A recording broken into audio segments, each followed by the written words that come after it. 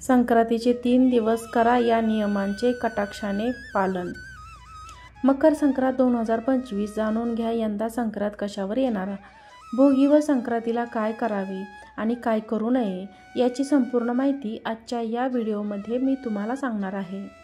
त्यासाठी व्हिडिओ शेवटपर्यंत नक्की पहा. मकर संक्रांती 2025 14 जानेवारी मंगळवार मकर संक्रांत आहे.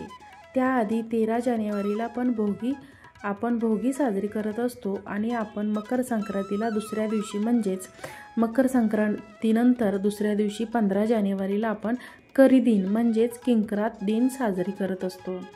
बघा मग मकर संक्रांत यंदा कशावर आहे, कोणत्या रंगावर आहे आणि त्यामुळे कुठला रंग आपल्याला वर्ज्य करायचा आहे.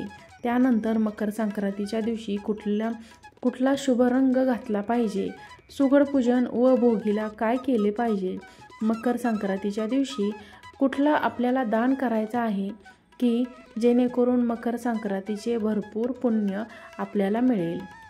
या 3 दिवसांची सगळी माहिती मी तुम्हाला आजच्या या व्हिडिओमध्ये देणार आहे. अतिशय महत्त्वाची माहिती आहे. बघा, अगदी साध्या आणि सोप्या पद्धतीने मकर संक्रांत हा खरा तर 3 दिवसांचा सण आहे. तर अगदी साध्या पद्धतीने हे 3 दिवस आपल्याला घरी कसे साजरी करायचे आहेत त्याच्याबद्दल संपूर्ण माहिती आजच्या या व्हिडिओमध्ये देणार आहे. संक्रांत बघा 1 दिवसांची नसून खरं तर हा दिवस 3 दिवसांचा सण असतो. हा नवीन वर्षातला सगळ्यात पहिला सण असतो. संक्रांत हा बघा आपल्या प्रमुख सणांपैकी एक महत्त्वाचा सण मानला जातो आणि बऱ्याच म्हणजेच आपल्याला पूर्ण भारतामध्ये वेगवेगळ्या राज्यांमध्ये वेगवेगळ्या प्रकारे हा संक्रांतीचा सण साजरा केला जातो. जेव्हा सूर्यदेव मकर राशीमध्ये प्रवेश करतात तेव्हा त्याला मकर संक्रांत म्हणतात. त्या दिवसाला खूप महत्त्व असतं आणि तो दिवस पवित्र नद्यांमध्ये स्नान करण्याला त्याच्यानंतर दान करण्याला खूप महत्त्व आहे. या दिवशी जर आपण दान केलं, स्नान केलं तर आपल्याला खूप पुण्य मिळत असतं. नकळतपणे आपल्याकडून जे काही पाप झालेले असेल, ज्या काही चुका झालेल्या असतील तर ते सगळे धुतले जातात आणि मकर संक्रांतीच्या दिवशी काही महत्त्वाच्या गोष्टी केल्यामुळे, पितरांना नैवेद्य दाखवल्यामुळे आपल्या जीवनातील सगळे अडथळे दूर होतात आणि सर्व देवी देवतांचे आशीर्वाद मिळतात. तर यावेळेस मकर संक्रांतीची वैशिष्ट्ये काय आहे ते मी तुम्हाला सांगणार आहे. आणि बघा मकर संक्रांतीचे हे 1 दिवस देवीचे रूप मानले जाते.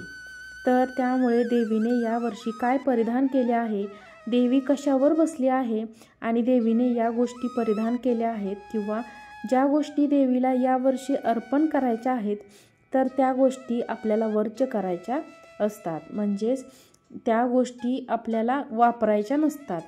तर बघा यावर्षी संक्रांतीला देवीचे वाहन हे वाघ आहे, उपवाहन घोडा आहे. पिवळ्या रंगाचे वस्त्र देवीने परिधान केले आहे. शस्त्र जे आहे ती गदा आहे. केशराचा टिळा लावलेला आहे. देवीने वयाने देवी कुमारी आहे. वासाकरिता जाईचे फूल हातामध्ये धरले आहे. त्यानंतर जाती सर्प आहे आणि मोती धारण केलेला आहे. वार नाव आहे आणि नक्षत्र महोदरी आहे. सामुदाय मुहूर्त 45 आहे. पूर्वेकडून पश्चिमेकडे जात आहे आणि वायव्य दिशेला पाहत आहे. तर हे यावेळेसचे मकर संक्रांतीला आहेत वैशिष्ट्ये. तर त्यामुळे या दिवशी पिवळ्या रंगाचे वस्त्र देवीने परिधान केल्यामुळे मकर संक्रांतीच्या दिवशी तुम्हाला पिवळा रंग जो आहे तर तो घालायचा नाही. शक्यतो पिवळ्या रंगाच्या वस्तू आपल्याला या दिवशी पूजेमध्ये पण वापरायच्या नाहीत. पूजेमध्ये फुले पण आपल्याला पिवळ्या रंगाची फुले पण आपल्याला वापरायच्या नाहीत. आता बघा त्या व्यतिरिक्त तुम्ही हिरवा, लाल, त्याच्यानंतर गुलाबी, जांभळा हे रंग तुम्ही मकर संक्रांती दिवशी वापरू शकता. आणि मकर संक्रांतीला बघा काळा रंग घालण्याची विशेष परंपरा आहे. म्हणजेच हा एकच सण आहे ज्या दिवशी आपण काळ्या रंगाची साडी घालत असतो, काळा ड्रेस घालू शकतो. फक्त यावर्षी देवीचा रंग पिवळा म्हणजे देवीने पिवळ्या रंगाचे वस्त्र परिधान केल्यामुळे पिवळा रंग जो आहे तर तो आपल्याला घालायचा नाही. यानंतर मकर संक्रांतीच्या दिवशी कुठल्या गोष्टी दान करण्याला खूप महत्त्व आहे. तर गरजूंना दान करा. तुम्ही या गोष्टी सगळ्यात पहिले म्हणजे नवीन भांडे दान करा. कुठलेही एखादे नवीन भांडे तुम्ही दान करा. त्यानंतर गाईला घास चारायचा आहे. तीळ आणि गूळ अर्पण करायचा आहे. काहीही अन्न तुम्ही अर्पण करू शकता. त्यानंतर बघा, आपण सोने तर दान करू शकत नाही, त्यामुळे ही गोष्ट आपण धरूच शकत नाही.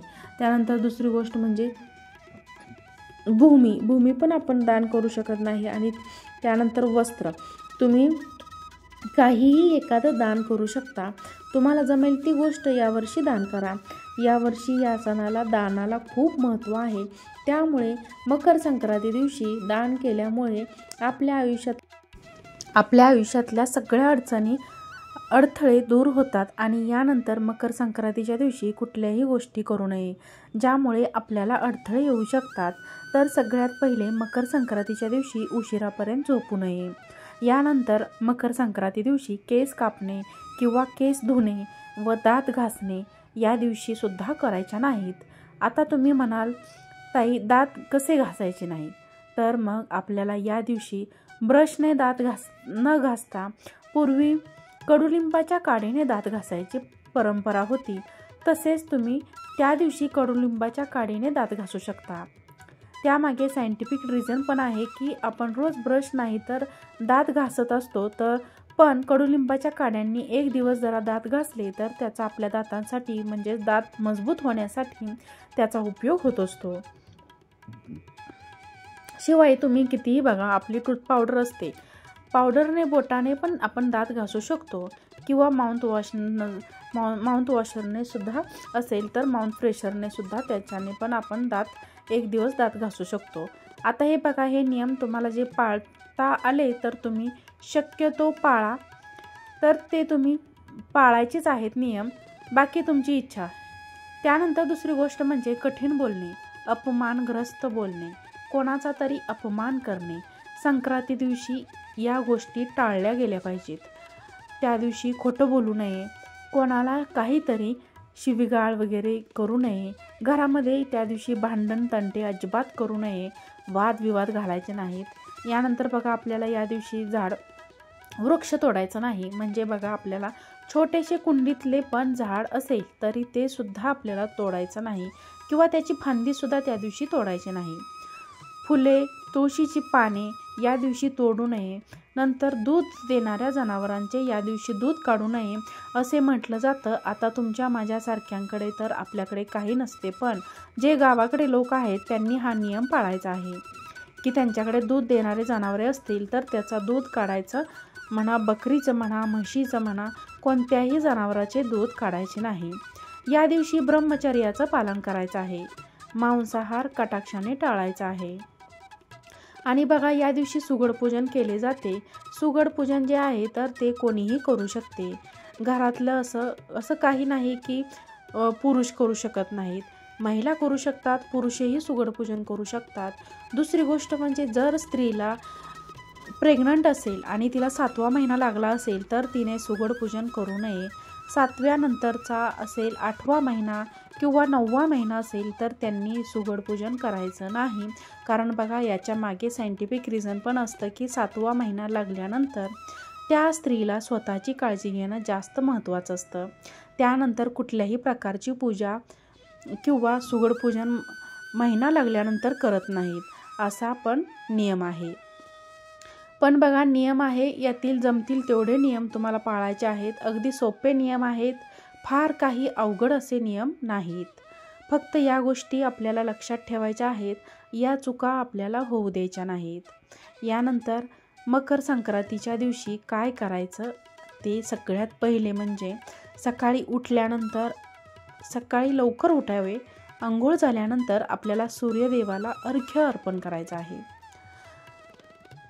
या दिवशी सूर्यदेव मकर राशीत प्रवेश करत असतात आणि या दिवसाला सूर्याला खूप महत्त्व आहे. तर तांब्या घ्यायचा आहे. तांब्यामध्ये तुम्हाला त्यामध्ये हळदी कुंकू घालायचे आहेत, अक्षता टाकायचा आहे, चंदन टाकायचं आहे आणि त्यामध्ये पांढरे तीळ टाकायचे आहेत. फुले टाकायचे आहेत आणि सूर्याकडे बघून ओम सूर्यदेवताय नमः, ओम सूर्यदेवताय नमः या मंत्राचा तुम्हाला जप करायचा आहे आणि अर्घ्य द्यायचा आहे. या दिवशी झाडूची सुद्धा आपल्याला पूजा करायची असते.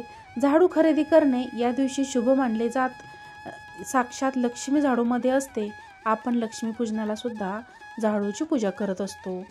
तुम्हाला झाडू हा खरेदी करायचा आहे, त्याची तुम्हाला पूजा करायची आहे. तरी या काही गोष्टी आहेत आणि त्यानंतर आपल्याला देवपूजा वगैरे या गोष्टी पण आपण करत असतो. आणि मकर संक्रांतीच्या दिवशी आपण एकमेकांना तिळगुळ देतो. सगळे रुसवे फुगवे विसरून या दिवशी आपण म्हणतो की तिळगुळ घ्या आणि गोड गोड बोला. तर आपल्याला एकमेकांना तिळगुळ द्यायचं असतं. असं आपण असं झालं हा मकर संक्रांतीचा सण. आता बघा आपण संक्रांतीचा 3 दिवसाचा सण असतो. म्हणजेच मकर संक्रांतीच्या आदल्या दिवशी असतो ते म्हणजे भोगी, मकर संक्रांत आणि 13 जानेवारीला सोमवार आहे त्या दिवशी आहे भोगी. दुसऱ्या दिवशी जुन्या व वाईट गोष्टींचा आपल्याला त्याग करायचा असतो. त्या दिवशी भोगी म्हणजे नेमकं काय बघा, भोगीचा अर्थ खाणे किंवा उपभोगणे हा आनंदाचा आणि उपभोगण्याचा सण म्हणून मानला जातो. तर भोगी का साजरी केली जाते? या दिवशी इंद्रदेवाची आठवण काढली जाते.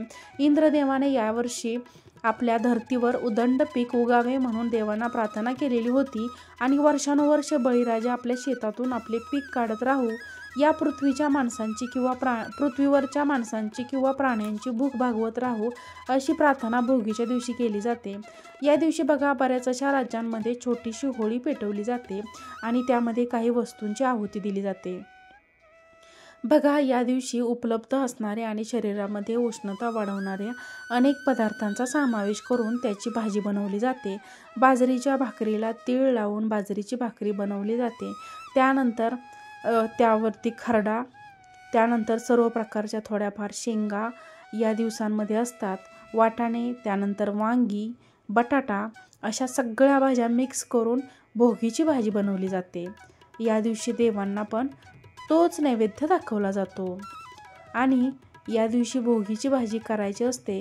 तर भोगीची भाजी तुम्हाला कशी करायची आहे आणि घरातल्यांना सगळ्यांना अभ्यंग स्नान, जसं आपण दिवाळीच्या दिवशी अभ्यंग स्नान करतो त्या दिवशी आपल्याला भोगीच्या दिवशी आपल्याला अभ्यंग स्नान करायचं आहे.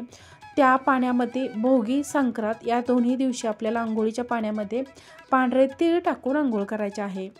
अगदी चिमूटभर सुद्धा तीळ टाकू शकता आणि भोगीच्या दिवशी आंघोळ करायची आहे. आणि जसं मी तुम्हाला सांगितलं भोगीची भाजी करा, त्यामध्ये बघा मटार, वांगी, गाजर, घेवडा, वालाच्या शेंगा, हरभरा, तीळ यांसारख्या गोष्टी एकत्र करून आपल्याला याची भाजी करायची आहे.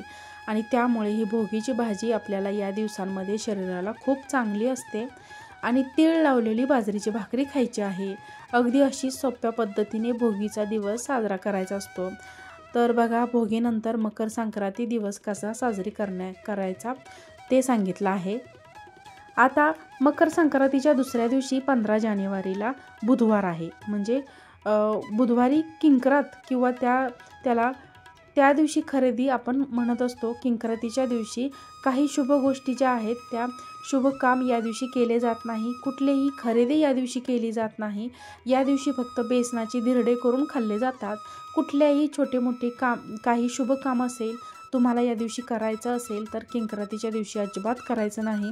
किंक्रातीच्या दिवशी कारण बघा या दिवसाचं काही विशिष्ट आहे, तर त्यामुळे शुभकाम या दिवशी केलं नाही पाहिजे. म्हणजे कुठल्याच कामाला सुरुवात देखील त्या दिवसापासून करायची नाही, ज्यामुळे आपल्याला यश मिळत नाही. म्हणून या दिवशी काही शुभकाम करायचं नाही. फार वर्षापूर्वी संक्रासूर नावाचा राक्षस होता. लोकांना फार तो त्रास देत होता. त्याला मारण्यासाठी देवीने संक्रांतीचे रूप धारण केले. या संक्रांती देवीने संक्रांतसुराला ठार केले आणि लोकांना सुखी केले. संक्रांती देवीने मकर संक्रांतीच्या दुसऱ्या दिवशी या राक्षसाला ठार मारले आणि प्रजेला सगळ्या त्रासांमधून मुक्त केले. तर त्यामुळे हा दिवस म्हणजेच किंक्रात म्हणून दिवस ओळखला जातो. म्हणून या दिवशी शुभकाम केले जात नाही. किंक्रातीच्या दिवशी आपल्याला असं फार विशेष काही करायचंच नसतं मुळात. पण तुम्हाला लक्षात ठेवायचं आहे की या दिवशी आपल्याला काही शुभ काम करायचे नाहीत. आणि बघा, किंक्रातीच्या दुसऱ्या दिवसापासून महिला जे आहेत ते हळदी कुंकू करत असतात. मकर संक्रांतपासून जवळपास रथसप्तमीपर्यंत आपण हळदी कुंकू करत असतो. आणि बघा, किंक्रातीच्या दिवशी कधी कुठल्या गोष्टी करायच्या नाहीत, तर चांगल्या कामांची सुरुवात करायची नाही. काळे झोबले म्हणजे काळा ड्रेस असतो, काळा ड्रेस घालून आजूबाजूचे इतर लहान मुले बोलावून आपल्याला त्या दिवशी बोरनान केलं जातं. 5 मुलं वर्षाची होईपर्यंत तुम्ही बोरनान करू शकता. 5 वर्षाची मुलं होईपर्यंत तुम्ही बोरनान करू शकता. मुलांच्या अंगावरती हलव्याचे दागिने घालू शकता. हलव्याचे मुकुट, हलव्याचे कानातले घातले जातात आणि त्यांना काळ्या कलरचे कपडे घालायचे असतात. मुलांना पाटावर बसून त्यांचे औक्षण करायचे असते आणि औक्षण केल्यानंतर 5 सवाष्णींना औक्षण केल्यानंतर त्यांच्या डोक्यावर तुम्हाला बोरं, ऊस, त्यानंतर भुईमुगाच्या शेंगा, चुरमुरे, चॉकलेट्स असे लहान मुलांचे जे काही आवडीचे पदार्थ असतात ते त्या चुरमुऱ्यामध्ये टाकून लहान मुलांच्या डोक्यावरून आपल्याला ते टाकायचं असतं आणि त्या मुलांच्या डोक्यावरून टाकायचं असतं. बोरनान घातल्यामुळे जो पुढचा उन्हाळा येणार असतो तर तो त्या मुलाला बाधत नाही आणि त्या मुलाचं आरोग्य चांगलं राहतं. आणि त्यामागचं सायंटिफिक रिझन हे आहे. म्हणून मुलाचं तुम्ही ते 5 वर्षाचं होईपर्यंत दरवर्षी तुम्हाला बोरनान घालायचं आहे. जर तुम्ही आतापर्यंत बोरनान केलं नसेल तर तुम्ही यंदापासून सुरुवात करा. दुसरी गोष्ट म्हणजे आपल्या हळदी कुंकवाला सुरुवात करायची आहे. तुम्ही बघाल, मकर संक्रांतीनंतर बऱ्याचशा स्त्रियांनी घरी हळदी कुंकू करावे. हळदी कुंकू तुम्ही घरी 7 किंवा 11 जेवढ्या जास्त सवाष्ण्य जमतील किंवा जेवढ्या जास्त महिला बोलवून तुम्ही हळदी कुंकू कराल. हळदी कुंकू कपाळी लावायचं आहे. हळदी कुंकू कपाळी लावल्यानंतर त्या सवाष्णी स्त्रियांना मान द्यायचा आहे. भले 5 रुपयाची का होईना वाण तुम्ही या दिवशी देऊ शकता. वाण म्हणून 5 रुपयाची, 10 रुपयाची वस्तू, काहीतरी उपयुक्त अशी वस्तू तुम्हाला वाण म्हणून द्यायची आहे. सवाष्ण महिलांनी अलंकारसुद्धा तुम्ही देऊ शकता. त्यानंतर काहीतरी खायला म्हणजे प्रसाद तुम्ही तिळगुळ जरी दिले तरीसुद्धा चालेल. यासोबत तुमची इच्छा तुम्ही कोणताही नाश्ता देऊ शकता, तुम्ही जेवण देऊ शकता. काहीतरी वेगळं ठेवतो ते तुमच्यावर आहे. रथसप्तमीपर्यंत सवाष्ण महिलांनी घरी बोलावून तुम्ही ते हळदी कुंकू करायचं आहे. संक्रांतीच्या दिवशी मोठ्यांनी लहानांना तिळगुळ द्यायचा आहे शक्यतो आणि लहानांनी मोठ्यांच्या पायासुद्धा पडायचं असतं. तर असा हा मकर संक्रांतीचा 3 दिवसाचा सण आहे. भोगी, मकर संक्रांत आणि मकर किंक्रात म्हणजे करीदिन. हा 3 दिवस अगदी साध्या सोप्या पद्धतीने कसे साजरे करायचे आहेत, कुठे साजरे करायचे आहेत, कुठले नियम पाळायचे आहेत, कुठल्या महत्त्वाच्या गोष्टी टाळायच्या आहेत, हे सर्व माहिती मी तुम्हाला आजच्या या व्हिडिओमध्ये दिली आहे. तुम्ही ही माहिती नक्की, या गोष्टी पाळा. खूप सोप्या आहेत. हे नियम नक्की पाळा. जे सांगितलं आहे ते तुम्ही करा. फार काही याला लागत नाही आणि या गोष्टी केल्यामुळे आपल्या आयुष्यातले अडचणी जे आहेत तर त्या दूर होतात आणि मग पितरांचा, देवी देवतांचा आपल्याला आशीर्वाद मिळत असतो. व्हिडिओ आवडल्यास व्हिडिओला एक लाईक करा, चॅनलला सबस्क्राईब करा, व्हिडिओ शेअर करा. आजचा व्हिडिओ पाहिल्याबद्दल खूप खूप धन्यवाद.